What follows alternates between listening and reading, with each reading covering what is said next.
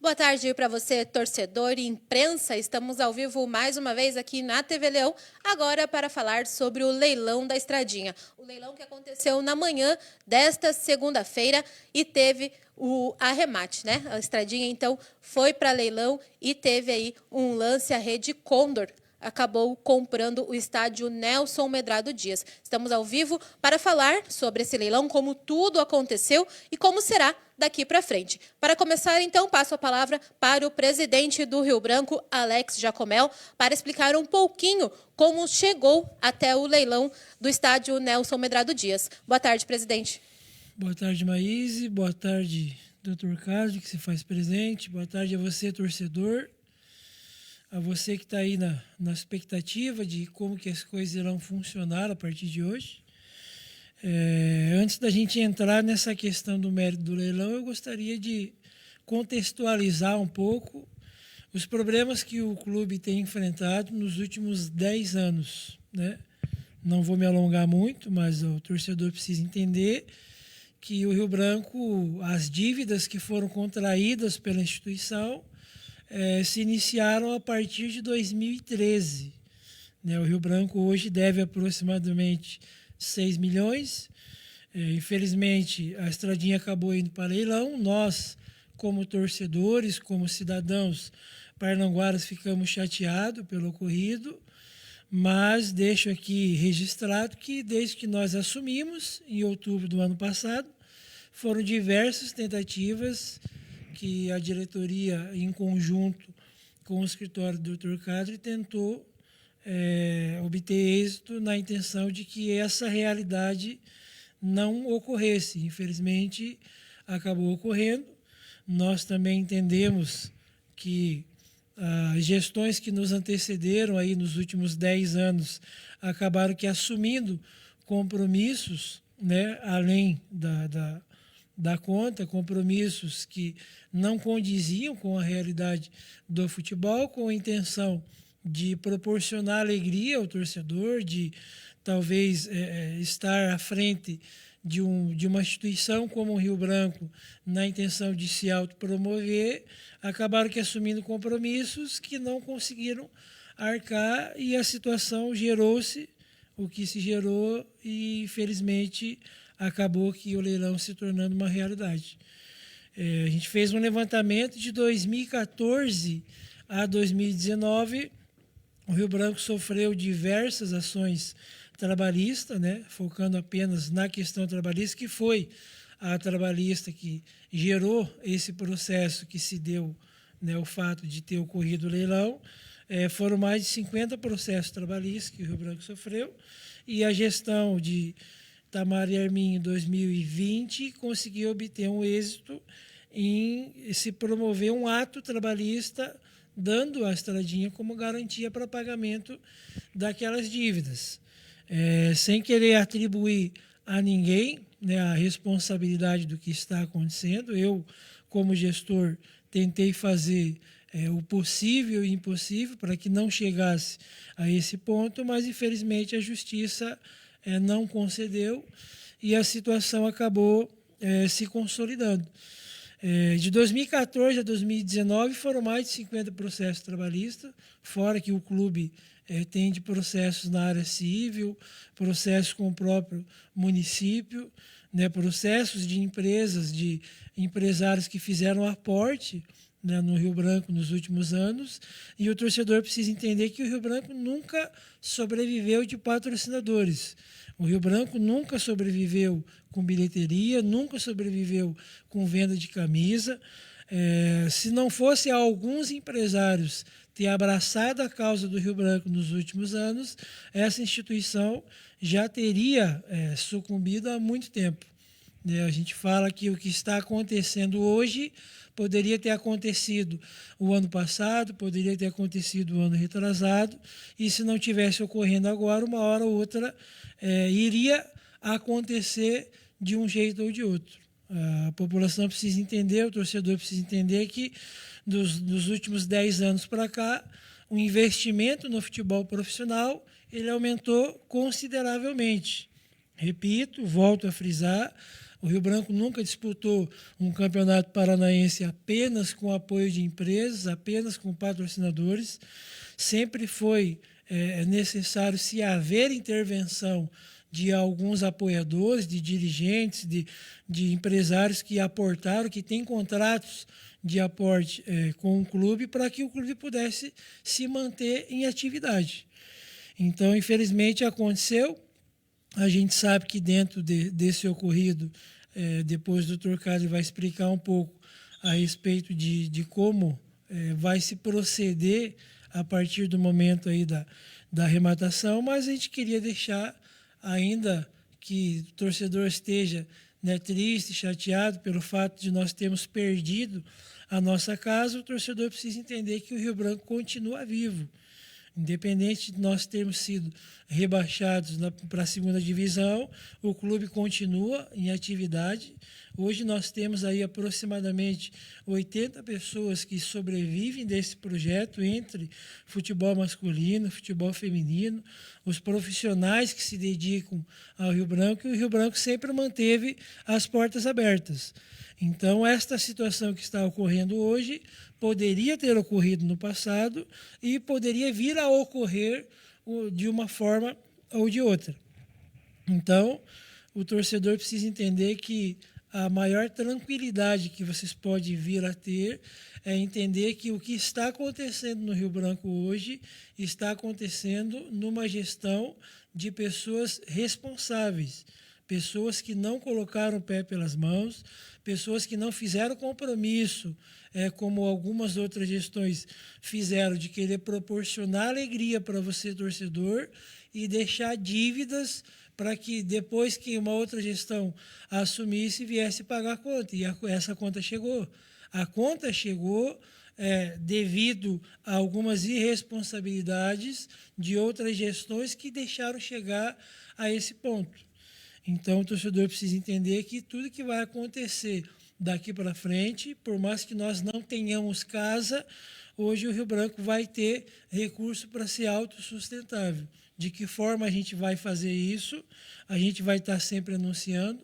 Então, você pode ficar tranquilo que o Rio Branco, por mais que tenha perdido a sua casa, continua existindo e tem pessoas que estão dispostas a fazer com que a imagem desse clube continue viva.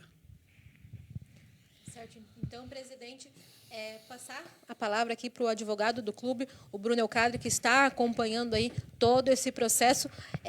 Já vou aproveitar, a gente abriu aqui o grupo da imprensa para fazer perguntas, e tem uma pergunta aqui do Davi Formiga, que vai, né, de acordo aí com o que o Bruno vai falar, ele dá boa tarde aqui, ele pergunta qual o valor e os termos da arrematação, a saída do clube será imediata, quem será responsável pela gestão dos valores. Então, eu quero pedir para o advogado, já respondendo aqui a pergunta do Formiga. Boa tarde, Bruno. Boa tarde, Maíse. Boa tarde a todos os espectadores. Tá? O valor do arremate foi em R$ 17.918.305, que era referente a 50% do valor inicial da avaliação, né?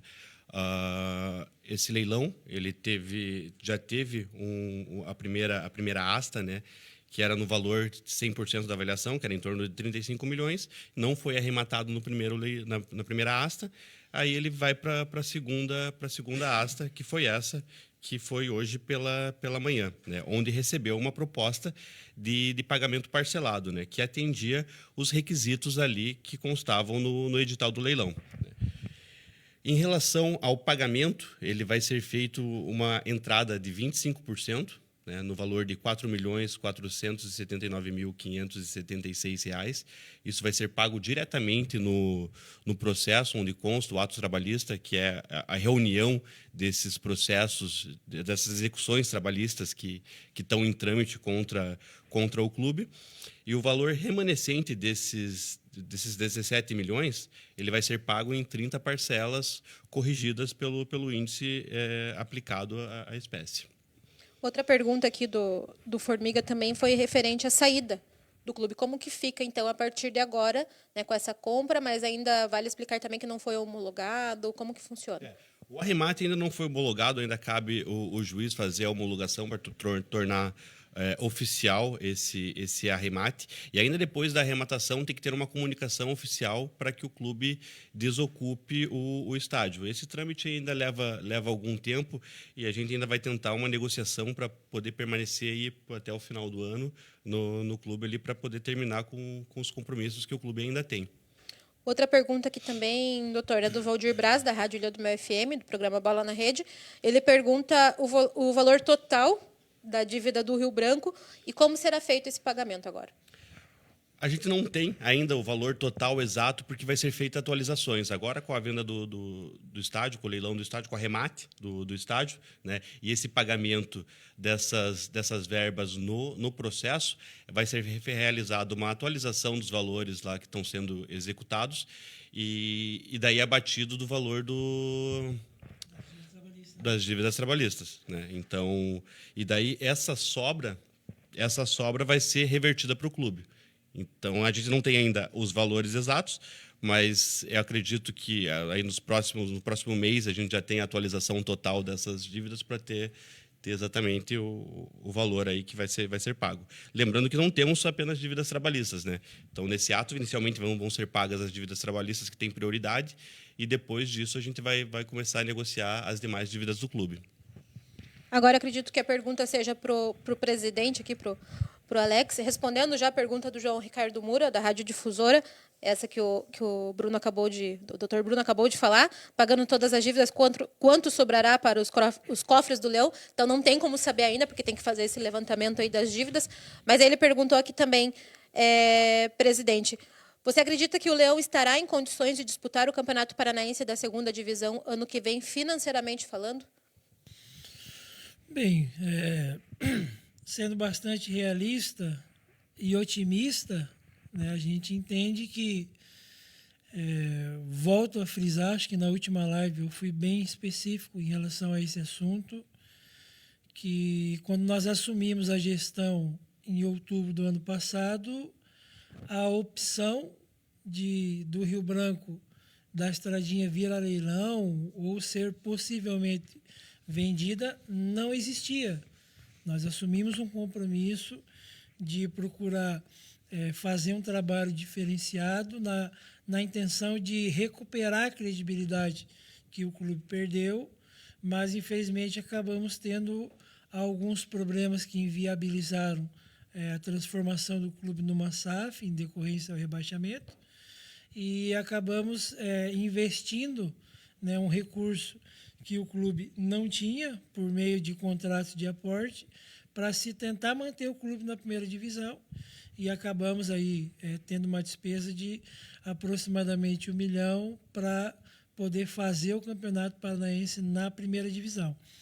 Pensando numa 2ª divisão, tá, com o que está ocorrendo nesse exato momento, o torcedor precisa entender que, por mais que se abriu um precedente para que o Rio Branco possa vir a ter um recurso para ser autossustentável, se tratando do investimento no futebol, como nós iremos ficar sem casa, por mais que nós temos a opção hoje de ter um estádio municipal, e acredito eu que na possibilidade do Rio Branco vir a mandar jogos, acredito que acaba que não sendo nem mais opcional, né? Eu acho que é um dever, é uma obrigação do dever público entrar em cena num momento como esse e disponibilizar o Caranguejão não apenas para treino, mas principalmente para que o estádio possa ser oficialmente legalizado, para que o Rio Branco possa indicar ele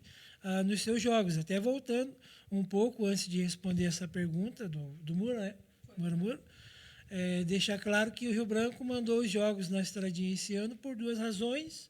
Primeiro, porque nós queríamos resgatar a identidade que o torcedor sempre teve com a Estradinha. Quando nós assumimos a gestão, a Estradinha estava visivelmente abandonada.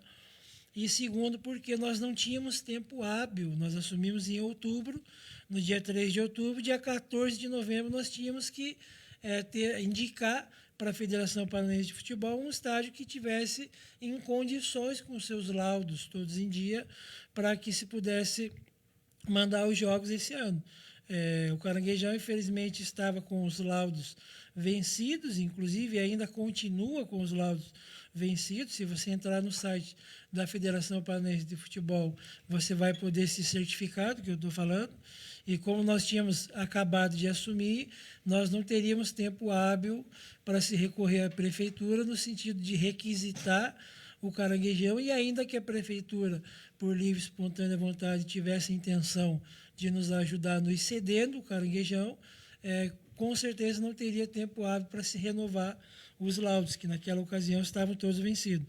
Como nós acabamos que dentro desse processo do leilão, ficando sem estádio, pensando no ano que vem, por mais que nós tenhamos o Caranguejão como a nossa única opção para se mandar jogos, nós precisamos refazer o planejamento, porque o Rio Branco precisa investir num centro de treinamento. Nós estamos em atividades o ano todo, né, como eu expliquei, nós temos hoje aproximadamente 80 atletas, entre masculino, feminino, o pessoal que trabalha hoje no estádio. Então, nós estamos vendo aqui com o Dr. Carlos a possibilidade da gente poder entregar a estrutura até o final do ano, mas nós temos que se programar financeiramente para que a gente venha, ao mesmo tempo que se teria o recurso para se investir no Campeonato Paranaense da Segunda Divisão, o Rio Branco precisa voltar a ter casa. Então, ainda é incerto a nossa participação na Segunda Divisão do ano que vem. Tá certo. Então, respondido, acredito eu, a pergunta aqui do repórter Pedro Augusto, da Litoral Sul FM, programa Show de Bola. Ele perguntou se teria, né, um local, caso não dê para jogar no estádio Gigante do Tiberê, se teria algum local para jogar a segunda divisão do Campeonato Paranaense. Então, o presidente aí já respondeu. E também o Cadu Mendes, também da rádio Litoral Sul FM, perguntou se já teria algum planejamento para ter um espaço para construir o centro de treinamento. Uma pergunta aqui também do repórter Ayrton Batista, rádio CBN lá de Curitiba. Chegou ao conhecimento do Rio Branco qual é a intenção da empresa que arrematou o estádio e se vai ser mantido como área de esportes, podendo o Rio Branco utilizar para jogos? Não sei se é você ou o Dr. Bruno que responde.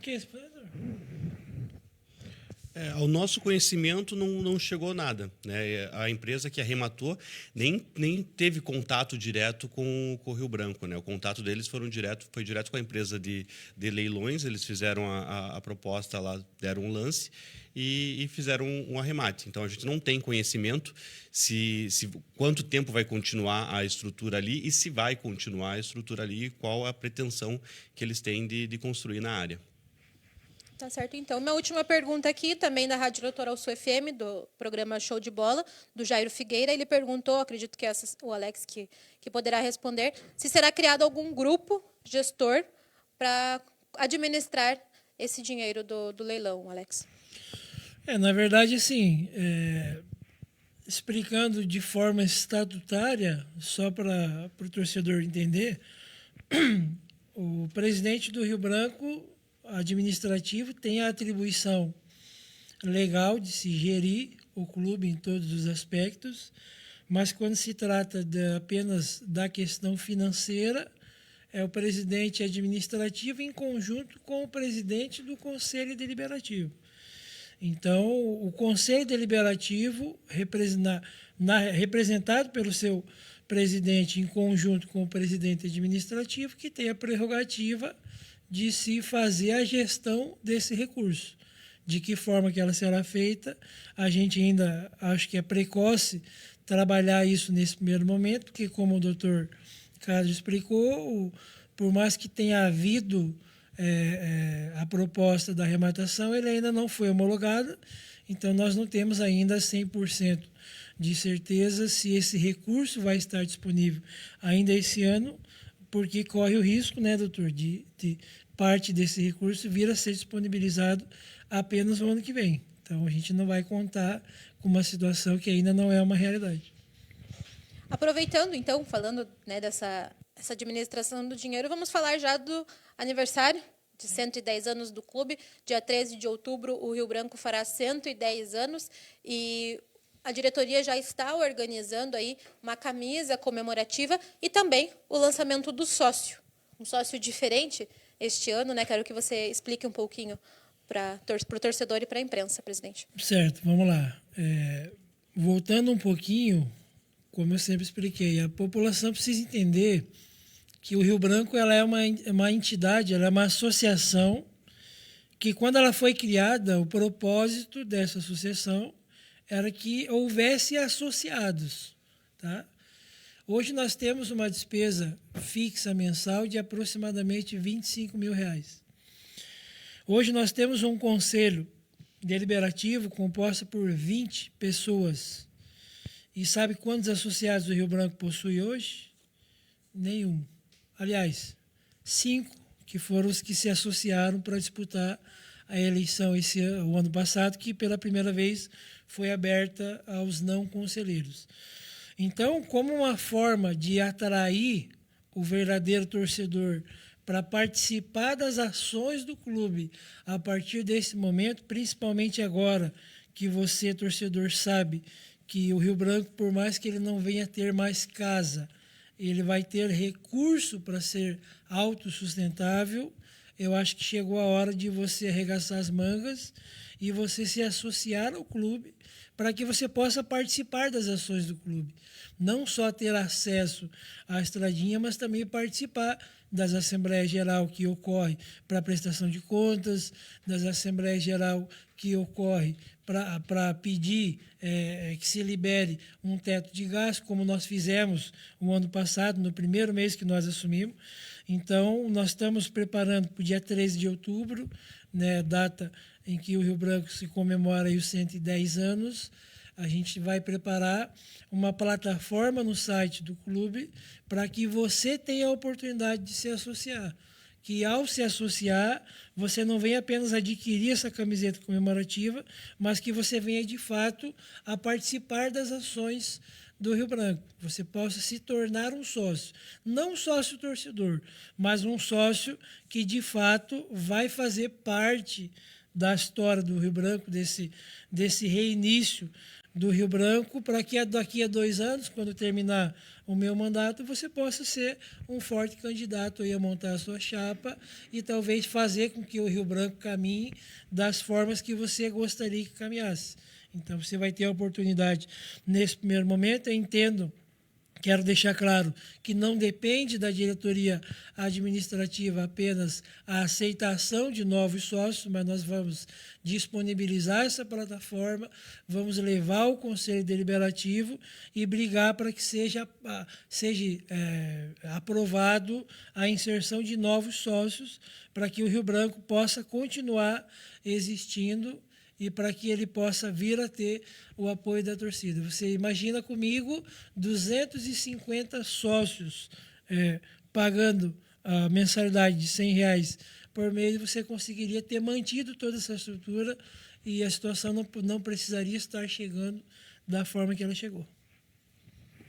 Tá, então, ficar de olho nas redes sociais do clube, todas as informações serão postadas lá. Antes de encerrarmos, né, queria que o Dr. Bruno explicasse também, muita gente acabou entrando em contato, tanto comigo quanto com o presidente, acredito que com o Dr. Bruno também, porque o leilão foi online, às 10 horas da manhã, quem acompanhou não teve nenhum lance. E até mesmo agora, se entrar lá, está como não arrematado. Queria que você explicasse um pouquinho como foi feita essa proposta do Condor, né, que acabou comprando aí o estádio. Após o encerramento ali da primeira asta, já começa o leilão na segunda asta, que seria até 50% do valor. Então, desde 2 semanas atrás, já era possível se enviar propostas. E o leilão ele não ocorre exclusivamente por meio eletrônico. É possível também que os interessados enviem propostas direto ao leiloeiro, né? E essa proposta ela tem que ser apresentada também antes do final do leilão. E foi o que aconteceu nesse caso. A proposta ela foi apresentada no processo diretamente, por volta das 9 horas da manhã, constando ali os requisitos, preenchendo os requisitos mínimos exigidos ali na proposta. Então, por isso que não constou no site, porque não foi uma proposta feita online, foi feita diretamente no processo, diretamente para o leiloeiro que juntou no processo. Tá, então, explicado. Antes agora sim, vamos encerrar, mas eu quero explicar uma coisa. Recebi aqui algumas perguntas também no WhatsApp, referente ao sócio. Só para deixar claro que o presidente comentou que não é certeza, né, que o clube disputará a segunda divisão, mas mesmo o clube não disputando a segunda divisão, continuará com as portas abertas, procurando, né, construção aí do CT, fazendo a base, o trabalho continua e em 2025 terá que ter uma nova eleição para um novo presidente do Rio Branco. Então, para que tenha essa nova eleição, é necessário o sócio para poder fazer parte, senão o Rio Branco continuará na mesma situação. Então, por isso a importância do sócio. Você que tem interesse em fazer parte do Rio Branco, em saber o que está acontecendo e até mesmo fazer parte da presidência, quem sabe, da diretoria, numa próxima eleição, essa é a importância do sócio no clube. É isso, presidente. Bruno, mais alguma coisa para acrescentar? Encerramento, então. Considerações finais? Considerações finais. Bom, vamos lá. Eu não sei como é que está a interação, né? Queria mais uma vez também agradecer aí o apoio da UPA Filmes, que sempre que nós precisamos, né, desse espaço, precisamos proporcionar a você, torcedor, né, a informação que eu acredito que você precise ter como torcedor, mas também reforçar um pouco mais, né? Faça como eu fiz há 2 anos atrás, saia do estado de indignação e parta para a ação, se torne um sócio do clube, não um sócio torcedor, um sócio do clube, para que você possa, ao mesmo tempo que você vai estar semeando ali a tua mensalidade para ajudar a manter essa estrutura, você também vai estar inteirado de tudo que está acontecendo e vai poder participar das ações. Reforço mais um pouco mais, não depende da diretoria administrativa a aprovação de novos sócios, isso é prerrogativa do Conselho Deliberativo, mas compete à diretoria administrativa a indicação de novos sócios. Isso nós pretendemos fazer ainda esse ano, lançando essa plataforma no dia 13 de outubro. Ela é uma plataforma que ela vai estar à disposição apenas durante o mês de outubro, do dia 13 até o dia 31, aí, provavelmente, para que no mês de novembro a gente convoque uma Assembleia Geral Extraordinária para pedir que o Conselho aprove a inclusão desses novos sócios, e eu acredito que não tem por que o Conselho negar, porque daqui a 2 anos, né, tanto você quanto qualquer um outro interessado poderá um dia fazer parte dessa instituição e colocar em prática aquilo que você sempre pretendeu fazer aí como um possível gestor. E dizer ao torcedor que o Rio Branco continua vivo, né, por mais que nós estejamos perdendo a nossa casa, a gente sabe que vai ter um recurso para que a gente possa investir numa estrutura de um centro de treinamento. As atividades vão continuar sendo exercidas normalmente, e saibam que hoje quem está à frente da instituição são pessoas comprometidas com o Rio Branco. E isso sempre vai acontecer. A minha meta é manter as atividades do clube sempre de pé até o final da minha gestão. Então, é isso que vai acontecer. Então, você, torcedor, fique tranquilo. Eu sei que existe aí os cornetão, né, aqueles que estão acostumados, que já possuem a doença da síndrome da mulher traída, né, que já se decepcionaram com diversas outras gestões, mas com a gente pode ter certeza que vai ser diferente. Considerações finais? Não tem muito o que falar agora mais, né? Acho que já encerramos por aqui. Mas eu fico à disposição também, para caso alguém ainda tenha alguma dúvida em relação a essa tramitação, né? Mandar mensagem para a gente, para a Maíse, que a gente vai estar à disposição para estar esclarecendo para a sociedade rio-branquista o que for necessário, né? Eu acho que essa gestão tem a transparência acima de tudo, né? E eu confio no Alex, por isso eu estou acompanhando e apostando que a gente vai dar a volta por cima e o Rio Branco vai voltar a ser um grande nome ainda dentro do estado do Paraná. Tá certo então, doutor. Então é isso, muito obrigada mais uma vez, você torcedor, imprensa que acompanhou até agora a nossa live para falar sobre o leilão da Estradinha. Não esquecendo todas as informações nas nossas redes sociais, também no site riobrancosc.com.br, todas as informações lá no site. Acompanhe nosso trabalho, como reforçando aqui o que o presidente falou, Rio Branco está em atividade, Tá a Copa Litoral rolando aí, os nossos meninos estão em campo, as meninas também, logo, logo começando o Campeonato Paranaense Feminino. Então, o Rio Branco não acabou. Triste, né, pela nossa casa, perdemos a nossa casa, mas o Rio Branco continua, a camisa alvirrubra continua viva e a gente precisa de você, torcedor rio-branquista. Mais informações, qualquer novidade, voltamos aqui na TV Leão. Muito obrigada.